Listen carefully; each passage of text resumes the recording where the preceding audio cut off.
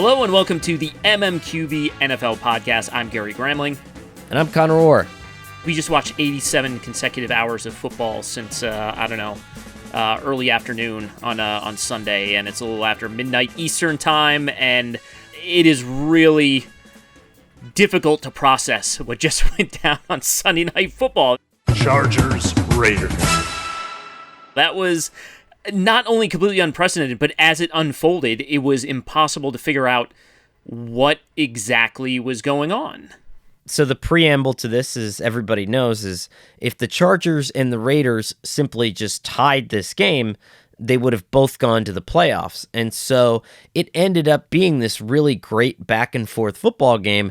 But as we went down to the final minutes and the Chargers closed a 15-point gap to tie the score, and then the game goes into overtime, we're all just thinking, okay, and we'll get to all the stuff that led to that in a minute, but, we're thinking, okay, now do you regress back to your, primal mindset here and just try to tie and get both of these teams in? And of course, they didn't, because nobody does the easy thing in the NFL, and it ended up being, the most wonderfully dumb and just lovable thing that has happened in the NFL. It was the perfect encapsulation of the modern NFL, and it was the perfect way to end the season.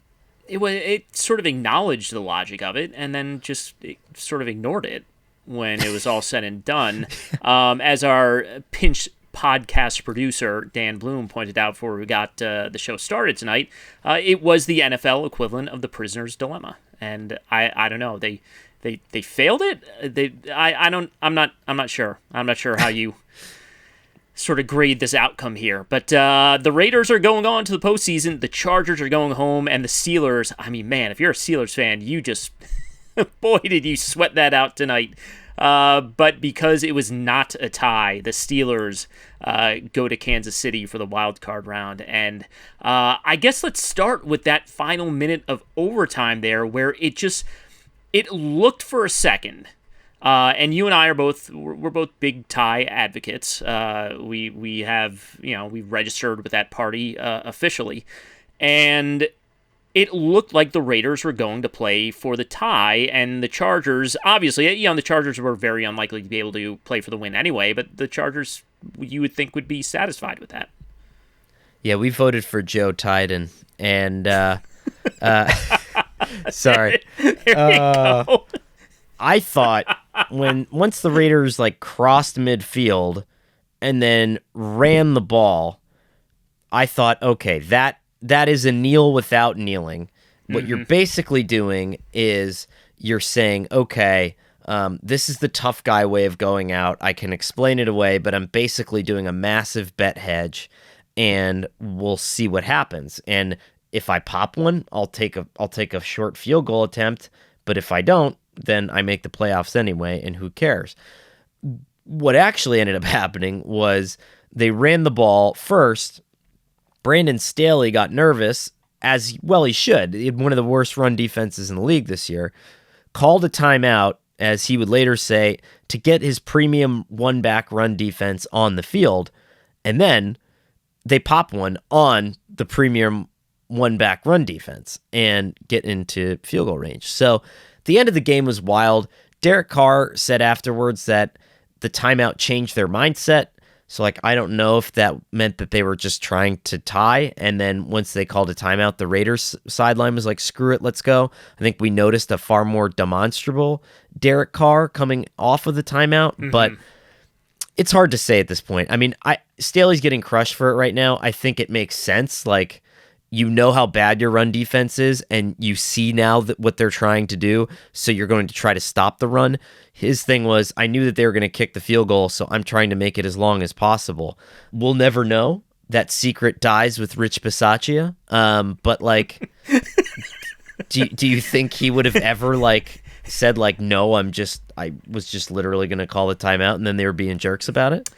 I was going to kneel, and they were being jerks about it? Yeah, look, playing for the tie would be the most un-Raiders-y thing you could possibly do. And I feel like that's the one organization in football where that would just be unforgivable. To not eliminate your division rival when you had the opportunity to do so. So he cannot, and I'm not calling Rich Bisaccia a liar, but he cannot admit that ever if he wants to work for the Las Vegas Raiders. And that's kind of where we just land with it. And you're right. I I don't know. I laughed at the thought of it dying with Rich Bisaccia because he's going to live a long and healthy life. Right. Yeah. Sorry, Rich Bisaccia. Yeah. we're not saying it's coming soon. And look, he might have coached himself into the full-time job there in Vegas. I mean, quite frankly, and look, we said we said similar things about like Freddie Kitchens and Greg Williams back when they were having success as the Browns interim coaches. So I want to make sure this is properly couched, but it's like, it's really difficult to separate him from the team right now based on what happened in the second half of the season for the Raiders and the fact that they are not only going to the postseason, but they actually played really well down the stretch. This was not some fluke thing where like, oh, they went out and like, blocked 2 punts a game and like just sort of got these fluky wins. They just sort of outplayed everyone down the stretch. Yeah, and they come in as the 5 seed, and they're playing the Bengals, and as well as the Bengals have played lately, and they beat the Raiders, they're still 10-7, and they're still the Bengals. Like, our recency bias, I think, is turning them into like, the 1998 Minnesota Vikings here, and I don't think that's necessarily the case. Before they lost before the Super Bowl, like the Vikings leading up to that. I mean, they could easily win that game, I don't think that scares me at all, going out to Cincinnati. So I think it's great for Rich Bisaccia. I mean, I think he locks in the job for next year as long as they play adequately in the playoffs and they don't put in an embarrassing performance. Good for him. And I don't know.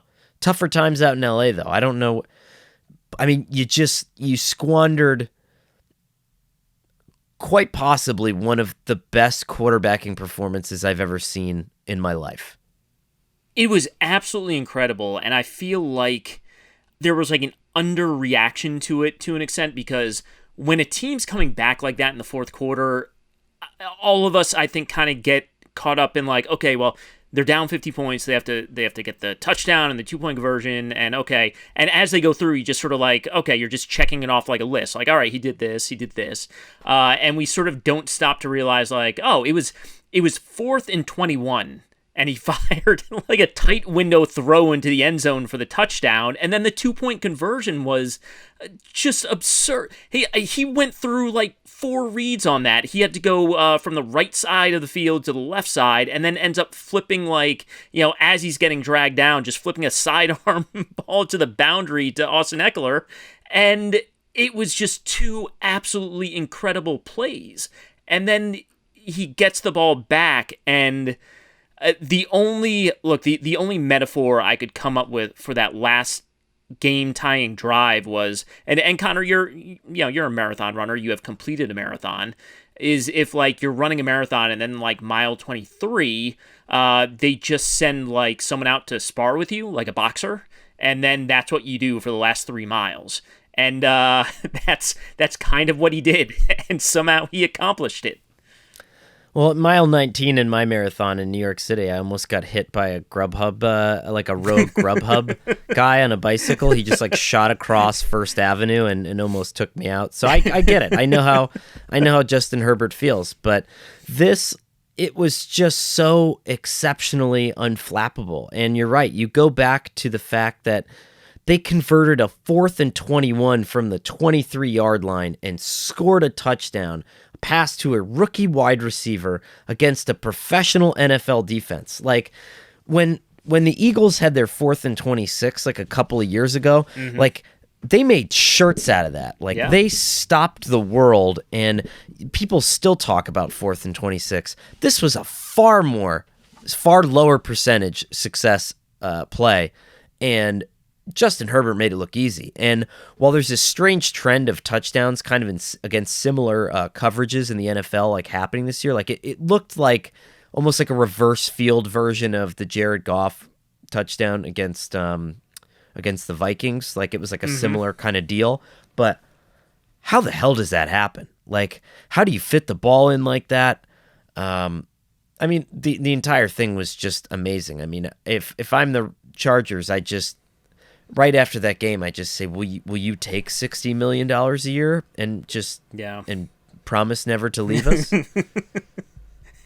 Oh man, I mean, he carried this team more than any quarterback I feel like carried a team this season, and it's just it's a tough way to go out, and it's just a frustrating team because obviously the quarterback is there, and he'll be there, and they'll have their opportunities, and then the head coach is good, and he'll stick around too, obviously. But I don't know, that defense just has so many holes in it. But they've tried to they've tried to address it. They've signed big free agents. They've spent early round draft picks on these guys, and they couldn't stop the run in the end, which is like, what is this? Come on, guys. And what is I mean. I think you can go back to Brandon Staley's time with the Rams and look at their historic run there and say, okay, that defense works a lot better when you have Aaron Donald, because Aaron Donald changes literally everything in the run game.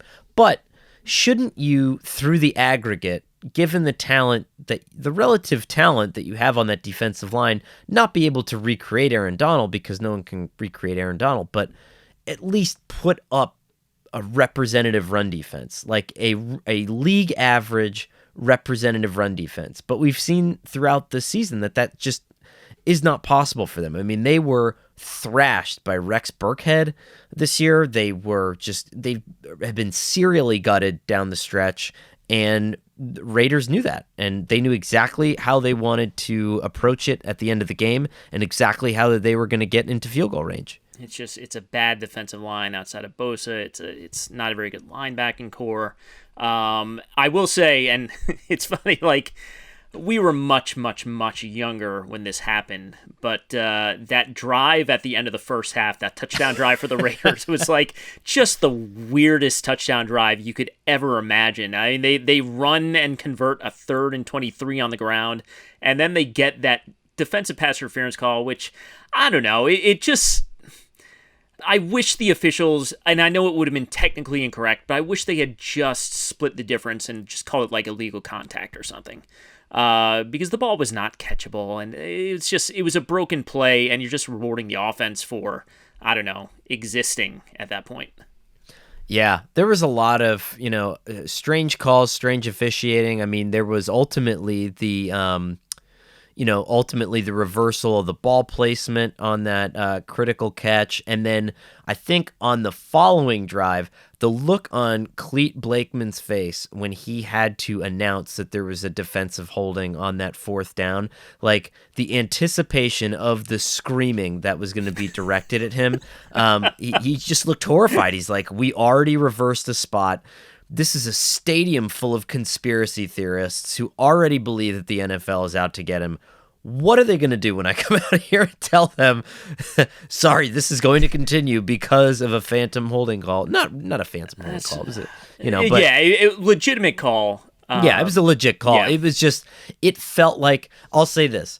If I was a Raiders fan that went into this game already like slightly vigilant about the fact that the NFL was trying to screw me, I would have left completely 800% convinced. If Clete Blakeman was more savvy, he would have pretended it was a microphone malfunction and just sort of let the instead of getting into one big scoop, just let the rage just sort of dissipate over a longer time period at that point. Yeah. Oh boy. Well, we have other games to talk about, Connor, and we're going to go back in time here to the 1:00 games and the other one that had the big playoff implications early in the day, and that was out in Baltimore.